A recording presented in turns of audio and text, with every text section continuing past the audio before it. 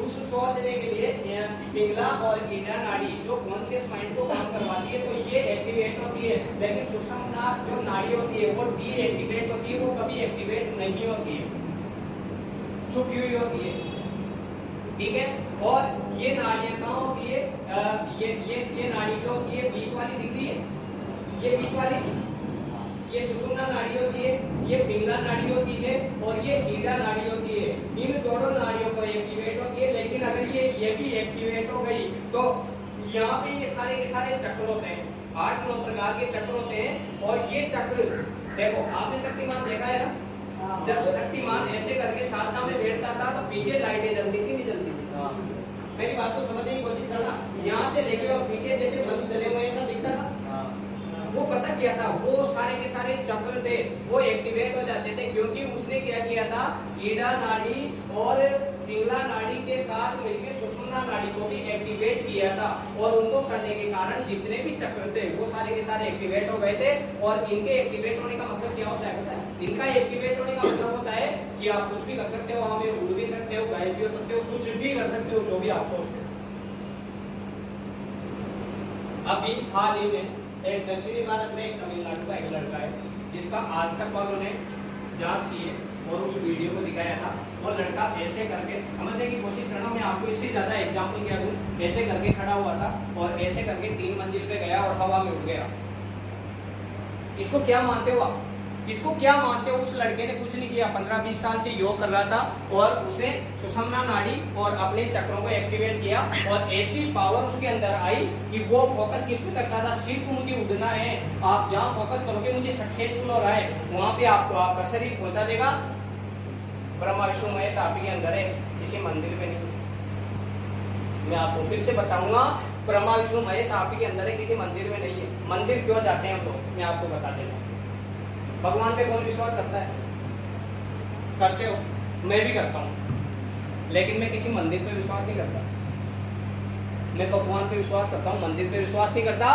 मैं उसको मानता हूँ जो सर्वशक्तिमान है, जो इस दुनिया को चलाता है। मैं उस इंसान को मानता हूँ जो ये लड़का यहाँ पे बैठा हुआ है। मैं आपके सामने खड़ा हूँ, उसके लिए क्या बोलूँ, मैं आपके सामने खड़ा हुआ हूँ। अगर मुझे 1 घंटे बाद हार्ट अटैक आता है और मैं एक्सपायर हो जाता हूँ, इस दुनिया का कोई विज्ञान मुझे खड़ा नहीं कर सकता। मैं उसको मानता हूँ जो एक पुतले को, एक मिट्टी के पुतले को, एक मिट्टी के पुतले को जो कुछ नहीं है साला, जलने पे जिसकी राख भी काम नहीं आती, उस इंसान को चलाने के लायक बना देता है। मैं उसको मानता हूँ। और उस परमात्मा को कब माना जा सकता है? उस परमात्मा को आप कैसे मानते हो? गलत तरीके से बताया गया है हमें उस परमात्मा को मानने का तरीका। हमारे घर वालों ने बताया क्या कहा है, मंदिर ले जाते थे, मंदिर ले जाने के बाद हाथ से दबाते थे और बेटा डोब दे, ये पत्थर दिख रहा है, ये भगवान है। क्या कहते थे? ये जो पत्थर दिख रहा है ये भगवान है। वो पत्थर काम कैसे करता है वो भी मैं आपको बताऊंगा। कोई भगवान नहीं है उसमें। मैं आस्तिकता पे नहीं कर रहा, मैं रियलिटी आपको बता रहा हूँ। क्योंकि कबीरदास जी ने कहा है कि पाहन पूजत हरि मिले तो मैं पूजू पहाड़। कि अगर मुझे भगवान मिल जाए, पत्थर को पूजने से भगवान मिल जाए, तो मैं पूरे के पूरे जितने भी पहाड़ है इस दुनिया को, उनको साला भक्ति नहीं करूँ और उन पे काम ही लगा दूंगा यार। उनको पूज लूँ मैं, उन पे अगरबत्तियाँ चढ़ा दूँ, उन पे नारियल चढ़ा दूँ, उनको पूज लूँ। अगर भगवान मुझे मिल जाते हैं, क्या पत्थर को पूजने से भगवान मिल जाते हैं? मिलते हैं? नहीं मिलते हैं। लेकिन हम लोग उसी पत्थर को भगवान मान रहे हैं, इसलिए हम लोग जिंदगी भर अपने पत्थर मार रहे हैं अपने सिर पर। बस आप उस परमात्मा को समझने की कोशिश करो जो आपकी असीम ताकत आपको दे सकता है। और वो परमात्मा कहाँ मिलता है? वो परमात्मा कहाँ मिलता है? वो परमात्मा मिलेगा आपको गरीब बच्चों के अंदर। परमात्मा कहाँ होता है पता है? परमात्मा, रविंद्रनाथ टैगोर जी ने कहा है अपनी कविता में, परमात्मा वहां निवास करता है जहां 110 डिग्री सेल्सियस बुखार के अंदर एक मजदूर 10 इंटू 10 का गड्ढा खोद के और घर जाके अपने मम्मी पापा से कहता है कि ये लोग मम्मी आप 200 रुपये और मेरे 120 डिग्री सेल्सियस का बुखार था, लेकिन मैं आपके लिए 200 रुपये कमा के लाया हूँ और इससे खाना खाओ। उस गरीब के अंदर वो परमात्मा निवास करता है, न कि किसी पत्थर के अंदर निवास करता है। लोग लाखों लीटर दूध मंदिरों में चढ़ा के बेकार करते हैं। वहाँ पे कोई भगवान नहीं होता। वो भगवान भी नहीं चाहते कि मुझे दूध की जरूरत है, वो भी नहीं चाहते, बट लोग उससे कर देते हैं। लेकिन गरीब लोगों के लिए कोई कुछ करना पसंद नहीं करता।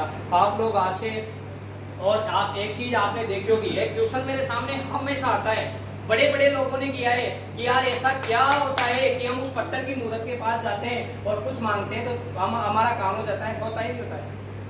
होता है? एनीबॉडी? होता है? बहुत सारे लोग मंदिर में जाते हैं और अपना काम हो जाता है। कोई जानना पसंद करेगा क्यों काम हो जाता है? वो पता है भगवान किसकी बुक है? भगवान किसकी बुक है? एक कहावत है, भावना में भाव ना हो तो भावना बेकार है, भावना में भाव हो तो आपका बहु से बेड़ा पार। समझने की कोशिश करो। आपका भाव जो है उसमें भगवान निवास करता है। आप मंदिर, आप हॉस्पिटल में हो, डॉक्टर आपको कह देता है कि आपके घर वाले जो भी है वो एक्सपायर होने वाले हैं और आप यहाँ से जाओ। अब सिर्फ और सिर्फ भगवान ही कुछ कर सकता है। ये होता है उस टाइम जब वो बंदा उस हॉस्पिटल से निकलता है तो उसकी करुण वेदना उसके अंदर होती है। मन से भाव से उसको पुकारता है कि वो बचने चाहिए और पूरा रोता हुआ, पूरे दुख, और उसको ये पता नहीं होता मैंने चप्पल पहन रखी है, उसको ये पता नहीं होता कि मैंने कैसे कपड़े पहन रखे हैं, उसको ये पता नहीं होता कि कपड़े भी पहन रखे हैं या मैं ऐसे ही जा रहा हूँ, कुछ पता नहीं होता। और वो बाद के मंदिर जाता है, लेकिन जब तक वो हॉस्पिटल से चल के और मंदिर तक पहुंचता है ना, साला उस पत्थर की मूर्ति में ऊपर वाले को भी उतरने पे मजबूर कर देता है। और आप जाके डॉग देते हो, पत्थर की मूर्ति को डॉग नहीं देते, आप वहां पे देते हो साक्षात परमात्मा को, त्रिलोकीनाथ को देते हो, जो इस दुनिया को चला रहा है और आपका काम हो जाता है। यही कारण है, इसलिए आपका काम, इसलिए आपके अंदर इतनी ताकत है कि आप उस परमात्मा को मना सकते हो। भागीरथ जी ने, मैं आपको अध्यात्म से जोड़ के बताऊं, भागीरथ जी ने, ऐसा मुमकिन नहीं था कि गंगा धरती पे आ सकती थी क्योंकि गंगा स्वर्ग में रहती थी, लेकिन भागीरथ जी ने 10,000 पुत्रों को तारने के लिए, उस गंगा के लिए वो तपस्या की। तो उस तपस्या से प्रसन्न हो के हमारा अध्यात्म कहता है, उसको पढ़ो आप अध्यात्म को, वो कहता है साक्षात महादेव जी ने उस गंगा को धारण करने के लिए अपनी जटा में समाया था।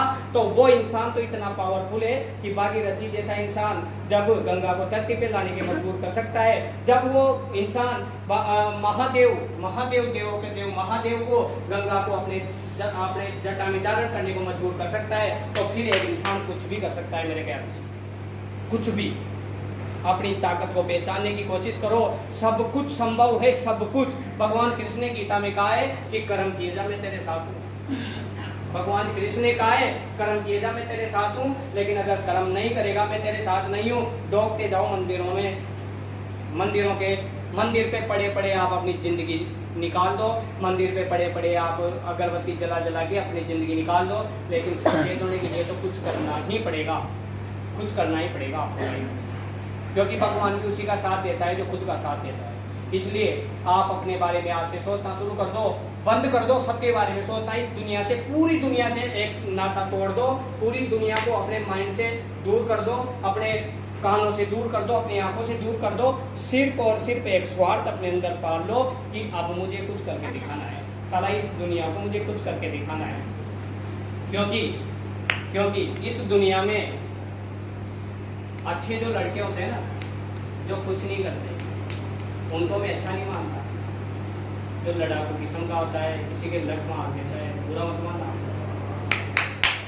किसी के लट मार देता है, किसी के साथ किसी के कुछ गलत कर देता है, उसको मैं ज़्यादा ताकतवर समझता हूँ। क्योंकि उस इंसान में वो करने की ताकत है ना, तो फिर वो कुछ भी कर सकता है। क्योंकि मैं किसी को लट नहीं मार सकता, अभी जाके मैं नहीं मार सकता, लेकिन उस इंसान में ये करने की ताकत है। पूरी दुनिया उसको पता है कि मुझे सब बेकार इंसान कहेंगे, लेकिन उस इंसान में अगर कुछ करने की ताकत है, अगर वो कुछ करना चाहता है और फिर भी वो अगर फिर भी वो अपनी लाइफ को अगर आगे बढ़ाना चाहता है तो वो बढ़ा सकता है।